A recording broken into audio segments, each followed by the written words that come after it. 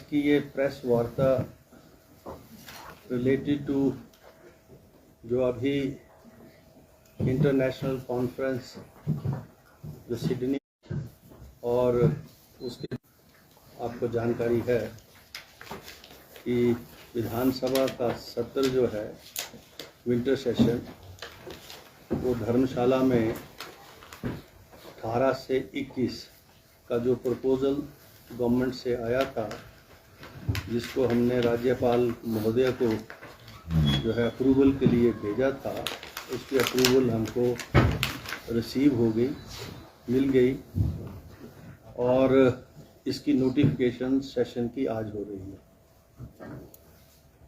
तो हमने लगभग कुल मिला के 27 सीटिंग्स जो है इस साल में, इस कैलेंडर ईयर में विधानसभा की होंगी। हमने पहले 12 सेशन में की, बजट सेशन में 11 मॉनसून सत्र में की, अब 4 जो है अब होंगी, तो कुल मिला के 27 सीटिंग्स होंगी। और जो विशेष जानकारी आप सब के लिए है, हम अब नेवा पर आ गए। जैसे ही ये नोटिफिकेशन होगी तो विधानसभा की सारी जो सूचनाएं हैं जो मीडिया को जो नेवा का जो ऐप है उसके माध्यम से आपको उपलब्ध होंगे। पहले हम जो अपना ई विधानसभा थी उसके ऊपर थे। अब जैसा आप जानते हैं कि राष्ट्र स्तर के ऊपर सभी विधानसभाओं को, लोकसभा को एक ही ऐप से जोड़ने का काम जो है parliamentary affair minister government of India के द्वारा, लोकसभा के द्वारा हुआ है। और अब हिमाचल विधानसभा की ई विधानसभा के बाद अब नेवा के ऊपर जो है हम आए हैं। हमारी सारी सूचनाएं अब इस ऐप के माध्यम से अवेलेबल होंगी आज की नोटिफिकेशन के बाद। दूसरा, अभी जो ये इंटरनेशनल दौरा था जिसमें आप जानते हैं कि लोकसभा के जो माननीय अध्यक्ष हैं उनकी अध्यक्षता में देश भर के सारे जो माननीय अध्यक्ष हैं, उपाध्यक्ष हैं, उनकी संबंधित मीटिंग्स दिल्ली में होती है। और वहाँ पर ministry of foreign affairs, economic affairs, home affairs, सारी मिनिस्ट्रीज़ के साथ इंटरेक्शन होता है। तो ये जो इंटरनेशनल कॉन्फ्रेंस है जिसमें राष्ट्र भर के सारे जो विधानसभाओं के अध्यक्ष हैं, विधान परिषदों के जो चेयरमैन हैं, उपाध्यक्ष हैं, ये सब उन जो है ये जो इंटरनेशनल कॉन्फ्रेंस होती है उसमें भाग लेते हैं। और इसका जो प्रिल्यूड है वो लोकसभा में डिसाइड होता है, विषय लोकसभा डिसाइड करती है। और वो विषय जो हैं वो गवर्नमेंट ऑफ इंडिया की जो मिनिस्ट्रीज़ हैं उनके साथ इंटरेक्शन होता है। और उस इंटरेक्शंस में जो विषय हैं उस विषय को जो है किस प्रकार से अंतर्राष्ट्रीय मंच के ऊपर रखना है, इस बारे में पूरी तरह से चर्चा होती है। तो जो विषय हमको दिए गए थे वो विषय जो है मैंने यहाँ से 3 विषयों के ऊपर अपने विचारों को प्रकट करने की सहमति जो है यहाँ से मैंने प्रकट की थी। लेकिन लोकसभा ये डिसाइड करती है कि किस विषय के ऊपर कौन अध्यक्ष जो है वहाँ इंटरवीन करेगा। तो मैंने तो 3-4 विषयों के ऊपर दिया था, तो उन्होंने एक विषय के ऊपर, और कुल मिला के 7 या 8 अध्यक्ष जो हैं उन विषयों के ऊपर मुझे जो बेंच मार्किंग है, bench marking in the Indian parliamentary democratic system, कौन से ऐसे बेंच मार्क एस्टेब्लिश हों जिससे विधानसभाओं की कार्रवाई जो है एक एथिकल बेस के ऊपर चले, जहां चर्चा जो है लोगों से, जनहित से जुड़े हुए विषयों के ऊपर ज़्यादातर हो और जो है राजनीति कम हो। तो उस विषय के ऊपर मैंने अपना जो है वहाँ इंटरवेंशन दिया था और उसको सराहा भी गया इंटरनेशनल लेवल के ऊपर। और जो क्वेरीज मैंने रेस की थी उस क्वेरीज को पैनल भी was not in a position to explain because what I wanted to know is कि benchmarks तो हमने establish किया, जैसे एंटी डिफेक्शन लॉ के डिसीजन जो है that is a benchmark established by the Himachal Pradesh Vidhan Sabha under the anti defection law and which was upheld by the High Court, by the Supreme Court also. And as per the latest judgment of the Supreme Court also, wherein the Tamil Nadu Speaker was in a way to accept the resignation of a MLA, and he took some time. The other party went to the High Court. High Court gave a direction. However, we request him to decide it in a reasonable manner. सबसे अच्छा जो मुझे लगा discussion में, क्योंकि judiciary भी part of the Indian democratic system है और एनी डेमोक्रेटिक सिस्टम है, और वहाँ पर जो चर्चा आई तो प्रदेश से जुड़े हुए मसले हैं उनके ऊपर आम सहमति जो है पैदा करे, क्योंकि व्यूज डाइवर्जेंट नहीं होने चाहिए, व्यूज सपोर्टिव होने चाहिए। एक दूसरे के ऊपर हम रेगुलेटर का काम ना कर कर in the interest of the democratic system we should all work together for the strengthening of a democratic system. उन्होंने इस मेथड को अडॉप्ट किया जो मुझे लगा कि ये बहुत बढ़िया है और इसके ऊपर हमको भी आगे काम करने की ज़रूरत है। बेंच मार्किंग, हमारे पास सारे रूल्स हैं, रेगुलेशंस हैं, और प्रिविलेज कमेटी है, कंटेम्प्ट ऑफ द विधानसभा है, ऐसे सारे विषय हैं हमारे पास। Already we are equipped with the rules. लेकिन सवाल है, जब कोई भी माननीय सदस्य विधानसभा के अंदर आता है और उसके माइंड के अंदर क्या है, ये तो जब वो वहाँ अपने आप को एक्सप्रेस करता है तभी पता लगता है उनके माइंड के अंदर क्या है। बेंचमार्क्स होने के बावजूद भी अगर कोई माननीय सदस्य अपनी विचारों की अभिव्यक्ति के लिए माननीय सदन के अंदर जो है राजनीतिक दृष्टिकोण से अपने विचारों की अभिव्यक्ति करता है, तो विधानसभाओं के पास, विधानसभाओं के जो पीठासीन अधिकारी हैं उनके पास कोई ऐसा अधिकार क्षेत्र नहीं है, क्योंकि हमारा संविधान जो विधानसभा की जो परिधि है अंदर 4 वॉल्स है, उसमें पूरी फ्रीडम देता है कि every member, elected member has a right to express himself, he can cause any aspersions also, we can cause any insinuations also, which will not amount to any derogatory remark or defamatory remarks. This is the constitution has given this powers to the elected people. तो मैंने यही पूछा था कि visa Vij जब elected आदमी के पास ये सारे अधिकार क्षेत्र हैं, आप कौन सा ऐसा बेंचमार्क है जो विधानसभाओं के जो पीठासीन अधिकारी हैं जो एस्टेब्लिश करें, जिससे उस मान्य सदस्यों को विचारों की उस अभिव्यक्ति में रोकने का प्रयास किया। वैसे तो है स्पीकर के पास अधिकार, जो पार्ट डेलिब्रेशन का हिस्सा नहीं होगा उसको कार्रवाई से हम निकाल देते हैं, और जो तथ्यों पर आधारित नहीं होता उसको भी हम कार्रवाई से निकाल देते हैं, लेकिन हम किसी को रोक नहीं सकते। And this view of mine was जो है almost admitted by the panel also, यहाँ ऐसा तो है।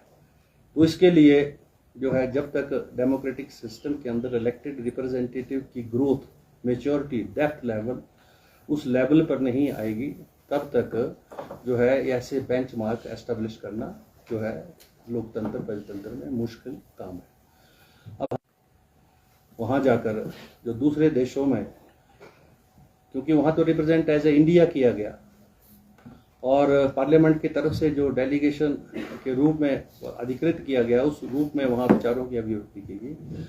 लेकिन मैंने ये महसूस किया व्यक्तिगत तौर पर, अब चाहे आप ऑस्ट्रेलिया को ले लो, जापान को ले लो, न्यूजीलैंड को ले लो या साउथ कोरिया को ले लो, ये सारी जगह पहाड़ हैं, पर्यावरण है, और उन्होंने अपने पहाड़ों का, पर्यावरण का संरक्षण किया है, और उस प्रकार से नहीं किया जिस प्रकार से यहाँ कंप्लीट बैन है। जैसे सिविलिकल्चर के ऊपर हिमाचल प्रदेश में पूरा बैन है कि आप हरे पेड़ों को काट नहीं सकते। उन्होंने जो है पहाड़ों को काट करके नई स्पीशीज वहाँ ग्रो करके जो है नई तरह की वेजिटेशन जो है वहाँ पैदा करके, पास्चर्स पैदा करके, जैसे न्यूजीलैंड में जो है पहाड़ों को जो है काटने के बाद वहाँ अलग से जो है फ्लोरा फौना क्रिएट करने के बाद जो शीप रेयरिंग है, शीप ब्रीडिंग है, जो शीप से रिलेटेड इंडस्ट्री है, जो न्यूजीलैंड की लीडिंग इंडस्ट्री है, वहाँ काम उन्होंने किया है। जब यद्यपि हमारे यहाँ ऐसा नहीं है और उनको हमारे बारे में, जैसे हिमाचल है, हिमाचल के बारे में भी जानकारी जो है अंतर्राष्ट्रीय लेवल पर बहुत कम है। तो हमने जहाँ जहाँ अपनी एम्बेसीज में गए तो हिमाचल के जो टूरिज्म के क्षेत्र में जो हम कर रहे हैं, जो सरकार कर रही है, विभाग कर रहा है, उससे रिलेटेड सारा जो मटेरियल था उन एम्बेसीज के माध्यम से हमने वहाँ अपने एम्बेसडर्स जो हैं वहाँ पर उनमें हमने बताया कि वो उसकी ट्रांसलेशन करके, क्योंकि वहाँ लैंग्वेज का भी बैरियर है। अब जापान है, वहाँ इंग्लिश बहुत कम बोली जाती है। कोरिया है, वहाँ भी इंग्लिश बहुत कम बोली जाती है। If you want to express yourself, either you must know the Japanese और the Korean language, otherwise very few people where why you can interact with them in English also. तो उन लोकल भाषाओं में उस मटेरियल को जो है transliterate करके जो है वहाँ पर एम्बेसीज के माध्यम से बुटवाने का काम हमने वहाँ पर, जो पेपर था हमारा, उसके माध्यम से हमने किया। हिमाचल में जैसे हमारा हैंडलूम, हैंडीक्राफ्ट है, जो इंटरनेशनल लेवल के ऊपर भी बहुत सा जगह उसको माना जाता है, लेकिन अभी उसका एक्सपेंशन उस लेवल पर नहीं है। तो मैं ये समझता हूँ कि जिस प्रकार से उन्होंने अपने पहाड़ों का संरक्षण करके टूरिज्म की दृष्टि से, चाहे वो ऑस्ट्रेलिया है, चाहे न्यूजीलैंड है, चाहे जापान है, चाहे कोरिया है, उन्होंने विकसित किया है, टूरिज्म को अपनी इकोनॉमी का बेस बनाए।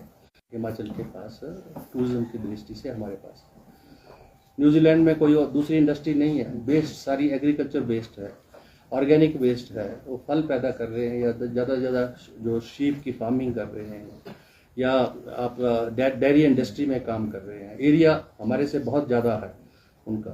तो हमको हिमाचल प्रदेश को वीज़ा बेस जो है उस लेवल के ऊपर उन कंट्रीज़ के साथ हमारे जो यहाँ पर रिसोर्स है उसको डिस्कस करने की ज़रूरत है। वहाँ से बहुत सारी कंपनीज जो हैं, they want to contribute for the development of tourism industry in Himachal Pradesh also. So we have to invite all those companies, multinationals, so that we can excel in the tourism and we can make a boon to the state of Himachal Pradesh. Two-party system है, multi-party नहीं है और nationalism ज़्यादा है। एक छोटे से छोटा आदमी भी राष्ट्र की बात करता है, राष्ट्र के लिए अपना जो योगदान है उसकी बात करता है। तो ये सारी चीज़ें हमको देखने को मिली और इश्यूज़ वहाँ भी हैं, ट्राइबल के इश्यूज़ हिस्सा है, गवर्नमेंट मेकिंग में ज़्यादा चाहिए। तो मतलब वो इस प्रकार की व्यवस्थाएं जो देश में भी हैं, हमारे देश में भी हैं, वहाँ भी हैं, लेकिन वहाँ पीसफुल प्रोटेस्ट होती है, नेशनल प्रॉपर्टी को डैमेज नहीं किया जाता है। और यहाँ वेयर एज हमारी प्रोटेस्ट और उन प्रोटेस्ट में थोड़ा सा अंतर है। तो ये बहुत अच्छा लगा जो ये हमारा दौरा रहा और बहुत कुछ जानने का, सीखने का मौका मिला। और मैं ये समझता हूँ कि हमें भी विधानसभा में बैठकर, मैं अभी बात करूँगा माननीय मुख्यमंत्री जी से, कि नेता प्रतिपक्ष से भी, कि एक सेशन हमको एक ऐसा 2-3 दिन की सेटिंग करनी चाहिए जिसमें जो issues related to Himachal Pradesh है, जो इश्यूज़ हिमाचल प्रदेश की अर्थव्यवस्था को कैसे सुधार सकते हैं, हम सुधार करके आगे कैसे बढ़ सकते हैं, अंतर्राष्ट्रीय स्तर पर हिमाचल जो है टूरिज्म की दृष्टि से कैसे जो है हम ले जा सकते हैं, इन विषयों के ऊपर हमको चर्चा करनी चाहिए और उसके ऊपर कॉन्सेंसस इवॉल्व करना चाहिए। और कॉन्सेंसस और उन इश्यूज़ को पॉलिटिकल इश्यूज नहीं बनाना चाहिए। वो चर्चा में जो है प्रदेश हित में जो है ये विषय जो है सभी गवर्नमेंट्स को, चाहे ए गवर्नमेंट आए चाहे बी गवर्नमेंट आए, उनके ऊपर वो कॉन्सेंसस इवॉल्व करके आगे बढ़ना। Thank you very much. If any question you reply. Sir, आपने अपने अनुभव भी शेयर किए अब हिमाचल के संदर्भ में, क्योंकि आप ये भी कहा कि लोकतंत्र हमारा बहुत मैच्योर नहीं है, परिपक्व नहीं है सोच। 9 विधायक जो भाजपा के थे उनके ऊपर आपने प्रोसीडिंग चलाई थी, तो फैसला कब तक, क्योंकि अब तीसरा सत्र आने वाला है? ऐसा है, वो इशू जो है वो विधानसभा के अंदर का है। मैंने पहले भी कई बार आपसे ये जिक्र किया है, क्योंकि एक तो मैंने पहले बताया आपको कि प्रिविलेज कमेटी हमारे पास है, ब्रीच ऑफ प्रिविलेजेस के रूल्स रेगुलेशन लॉ हमारे पास है, लेकिन कंटेम्प्ट ऑफ हाउस का जो इशू है वो जो है ये पहली बार विधानसभा में जो ये प्रोसीडिंग्स हमने जो ड्रॉ की हैं वो कंटेम्प्ट ऑफ द हाउस की हैं। अब ये प्रोसीडिंग्स जो है आगे बढ़ेंगी और उपयुक्त समय के अंदर विधानसभा के अंदर ही उनका निर्णय होता है procedural. But this issue, as I said, it is also a sort of a benchmark. None, इससे पहले की विधानसभाओं में ये ऐसा इशू डिसाइड नहीं हुआ है, तो ये this is again likely to see in the future कैसे टाइम बॉन्ड जैसा आपसे टाइम बॉन्ड उतना नहीं है इशू, क्योंकि ये विधानसभा का टर्म 5 ईयर है, वही टाइम बॉन्ड है। नहीं, इसमें एक सेशन की कोई भी इशू आता है तो जैसे होता है कि अगर बजट सत्र में आया तो बजट सत्र में उसमें निर्णय ले लिया जाता है, नहीं ऐसा नहीं है, या मतलब इसको 5 साल तक भी चलाया जा सकता है। हमारे पर ऐसा कोई मैंडेट नहीं है कि जैसे मैंने आपको बताया अभी तमिलनाडु में अध्यक्ष ने जो है कांग्रेस के एमएलए ने रिजाइन करके दूसरी पार्टी ज्वाइन करने की बात कही, तो उन्होंने एक्सेप्ट नहीं किया तो हाई कोर्ट में चला गया। जैसे यहाँ गए थे तो हाई कोर्ट ने डायरेक्शन दे दी, जैसे यहाँ पर 3 जजेस में एक जज ने बोला डायरेक्शन दी जा सकती है, 2 ने बोला नहीं दी जा सकती है, and the matter went to the supreme court. Supreme court went with this decision कि we can not issue any direction to the domain of the speaker, he is to decide however he should decide in a reasonable time. तो महाराष्ट्र का भी issue यही था, आपने देखा जो government वहाँ पर चेंज हुई और तो री इलेक्शन हो गया। सर आपने जो सेशन की बात की है ना कि एक सेशन ऐसा भी हो जिसमें हिमाचल की अर्थव्यवस्था का डिस्कशन हुआ है, इसमें बात करेंगे सीएम से नेता प्रतिपक्ष से, ये क्या जो सेशन जो होते हैं बजट सेशन हमारे पास हमारे रूल्स के अंदर प्रोविजन है कैमरा प्रोसीडिंग्स का। अच्छा जी, जिसमें जैसे जो मैंने लैटिमार प्रिंसिपल की बात की, जो वहाँ पर डिस्कस हुआ, जुडिशरी के लोग, लेजिस्लेचर के लोग, एग्जीक्यूटिव के लोग सारे इकट्ठे बैठकर जो स्टेट से रिलेटेड इश्यूज हैं उनके ऊपर जो है वो बैठ के चर्चा करें और जो है उसमें स्पोर्टिव व्यू पॉइंट आए। अब हम कोई भी विंग जो है वो है तो in the larger interest of the system, this is a democratic system, government by the people for the people, और चाहे whether we are from a judiciary और फ्रॉम ए लेजिस्लेचर और from a executive, we have to work in the larger interest of the system. System is the system has to grow, the democracy has to grow, the resources has to grow. People of Himachal Pradesh, people of the country, they must have a good living also. Everybody want a good living. तो वो जो resources का distribution है उसके ऊपर बैठ के हम इस तरीके से बात करें ताकि हमको पता लगे कि भाई स्टेट का रिसोर्स तो ये है। अगर मैं हाई कोर्ट से बैठे बैठे कोई डायरेक्शन पास कर दूं without knowing the resources of the state, तो मतलब स्टेट और फिर जाके सुप्रीम कोर्ट में चली जाएगी। सुप्रीम कोर्ट के बाद वो मैसे पेंडिंग तो है 2000 करोड़ की डिग्री सुप्रीम कोर्ट से आने के बाद पीबीएमबी में वो पैसे मिले तो नहीं ना, शानन का इशू चल रहा है। तो ये जो इशू है इन ऐसे इश्यूज के ऊपर कॉन्सेंसस होना चाहिए, जो इंटरनल बैठ के दोनों रूलिंग एंड ऑपोजिशन की पार्टी के लोग बैठे और स्टेट के जो इश्यूज है वो सामने रखे सर। गवर्नेंस ए की रही, बी की रही, 5-5 सालों में सभी की रही, और अब ये इश्यूज जो हैं ये स्टेट से संबंधित इश्यूज है, जैसे फाइनेंशियल इशू है। आप सत्ता में 5 वर्ष रहे तो आपने क्यों नहीं किया? तो वो जो इश्यूज है उनके ऊपर कॉन्सेंसस इवॉल्व होना चाहिए, और वो issues rather than unnecessarily wasting of time of a Vidhan Sabha, we should discuss on other issues कि हमने जो है अपने पॉलिसी प्रोग्राम रूल्स नियम उसको कैसे मजबूत करके या स्टेट के रिसोर्सेज को आगे कैसे बढ़ाना इन the larger interest of the state.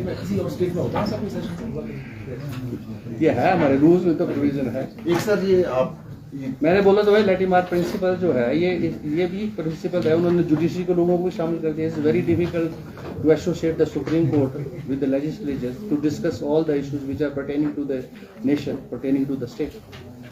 It was a very noble idea which was appreciated by us also. We should also adopt such kind of a यद्यपि प्रधानमंत्री चीफ जस्टिस बैठ के कई सम्मेलनों में भाग लेते हैं, ऐसा कोई सम्मेलन जिसमें देश हित के जो विषय हैं उसके ऊपर एक कॉन्सेंसस इवॉल्व किया जाए। ये जो 4 विंग हैं, 3 तो मेजर हैं, चौथा आप है। Sir, it was your first foreign visit? It was no, I have been to the foreign previously also as a pollution control board chairman. But being a speaker? Being a speaker मेरे ये दूसरा था। Last year मैं गया था, घाना में थी international conference, उसमें हम स्पेन और स्विट्जरलैंड में गए थे, और इस बार जो था जो है घाना, स्पेन से, इस बार हम जापान से भी, और ये 3 और क्लास। सर सबसे ज्यादा किस कहाँ की प्रणाली ने आपको प्रभावित किया कि you are thinking it is similar to Himachal? मैं देखो मैं चाहे पिछली बार स्पेन गया था, स्विट्जरलैंड गया था, पहाड़ों के भी वही हैं जैसे हमने, लेकिन उन्होंने अपने पहाड़ों को जो है टूरिज्म की दृष्टि से इतना विकसित कर दिया है। हमारे पास इतने बढ़िया ट्रैक टूरिज्म के लिहाज से, वेलनेस के लिहाज से बहुत अच्छे अच्छे स्पॉट्स हैं, पहाड़ हैं, लेकिन अभी तक इंफ्रास्ट्रक्चर बेसिक जो रिक्वायर्ड है वो भी नहीं है हमारे पास, सड़कों के रूप में नहीं है, टनल्स के रूप में नहीं है। तो अभी वो बेसिक इंफ्रास्ट्रक्चर कैसे ग्रो करे और उसके ऊपर कौन से इवॉल्व हो, और रिसोर्सेज, अब बहुत सारी चीज़ें हमको आउटसोर्स पे जाना पड़ेंगी आज। अच्छा, अब छोटी से छोटी परमिशन के लिए सुप्रीम कोर्ट का चाहिए, FCA, तो 5 साल की गवर्नमेंट होती है, 2-2 साल जो है वो उसकी परमिशन में जो है लग जाता है, 3-3 साल लग जाते हैं। तो why there should not be a consistent. हाँ, पर जंगल रहने चाहिए, हरे भरे रहने चाहिए। प्रकृति के अंदर इतनी ताकत है, जंगल काटेंगे दोबारा से 15 साल तक आप बंद रखो उसको, अपने आप पैदा हो जाएगी, नई स्पीसीज पैदा होंगे, अच्छे स्पीसीज पैदा होंगे, अच्छे जंगल आएंगे, हरे भरे आएंगे। आपने 3 देशों का जिक्र किया जी, कि 3 देश ऐसे हैं कि जहाँ की संसदीय प्रणाली या बहुत सारी चीजें जिनको आप हिमाचल प्रदेश विधानसभा में भी चाहेंगे कि उनको, मैं तो स्पेन और स्विट्जरलैंड की बात कर रहा हूँ। स्पेन और न्यूजीलैंड, सारे देशों में जहाँ सिस्टम 4 साल की गवर्नमेंट है और इश्यूज जो है वहाँ डेलिब्रेट होते हैं और कंसेंसस इवॉल्व होता है, वो नहीं है मेजॉरिटी से पास नहीं होते कि भाई ये जो the issue which is related to the state, उसके ऊपर कंसेंसस इवॉल्व करते हैं दोनों पार्टियाँ, राइट एंड लेफ्ट भी, क्योंकि वो सारी पॉलिटिक्स में राइट और लेफ्ट में बटी हुई है, तो छोटे फ्रैक्शंस भी हैं राइट और लेफ्ट की तरफ चलते हैं। जो राइट की सोच का वो राइट की तरफ जाएगा, लेफ्ट। हमारे यहाँ मल्टी पार्टी सिस्टम है, लोकल पार्टियाँ, सबके इंटरेस्ट अपने अपने। सर इस बार भी 27 सीटिंग हो रही है, तो हमारी प्रोडक्टिविटी काफ़ी अच्छी रही है आपकी पिछले 1 साल 2 साल है, तो क्या आप नहीं चाहेंगे कि जो मिनिमम 35 सीटिंग का प्रोविज़न है उसको वेव ऑफ करने के बजाय उसको कंप्लीट करें? अब हम तो चाहते हैं 35 की बजाय 40 हो। अब it is the government and the opposition to give us a business. अब ये प्रस्ताव गवर्नमेंट से आता है तो 4 दिन का जो है उन्होंने के लिए कहा, हम 4 दिन का करवाने को तैयार, 8 दिन का बोलेंगे, 8 दिन का करा देंगे, 10 दिन। It is the prerogative of the executive government. Sir privilege motion के 2 मामले हैं, एक तो सचिवालय के कर्मचारियों का इशू है जो धर्माणी जी ने अभी वो रिप्लाई वगैरह मांगे हैं हमने, उसमें रिप्लाई नहीं दिया, 15 दिन का टाइम दिया था, लेकिन सरकार अभी आए तो अभी प्रिविलेज कमेटी को रेफर होंगे, वो तो फिर हमारा इंटरनल प्रिविलेज कमेटी को जाते हैं इशूज। दूसरा सर हर्ष महाजन को आपने नोटिस दिया था, इस इशू में क्या? हाँ दिया था, हर्ष महाजन जी का जवाब आया उसमें, तो उन्होंने कहा कि मैंने ऐसे कोई शब्द नहीं बोले जिससे स्पीकर के पद को, मान मर्यादा को कोई ठेस पहुंची है, जबकि यद्यपि उनका भाषण है।